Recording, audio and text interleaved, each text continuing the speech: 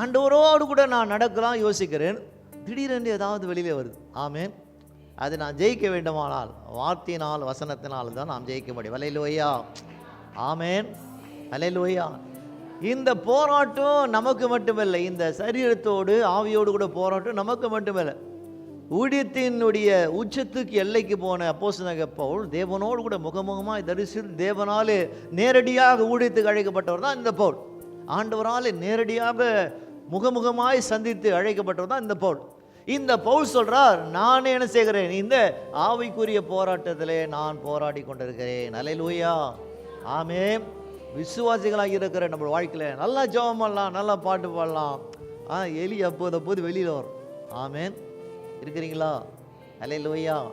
அந்த எலி பக்கம் போகலாம், போய் இப்போதான் எக்ஸ்பிரஸ் பண்ணி போனால் உள்ளே போய் பாருங்க அந்த அந்த விளையாட்டு பாருங்க. சின்ன பிள்ளைக்கு மட்டும் விளையாட்டு இல்லை, நமக்கும் ஆண்டவர் கற்றுக் கொடுக்குற ஒரு விளையாட்டு. அல்லேலூயா, ஆமென். இது வெளியில் வரும்போது எப்படி அந்த சுத்தினால் அடிக்கிறார்களோ அதே போல வார்த்தையினாலே நாம் அடித்தால்தான், வார்த்தை நமக்குள் இருந்தால்தான் இந்த ஆவிக்குரிய போராட்டத்திலே நாம் வெற்றி பெறலாம். அல்லேலூயா, ஆமென்.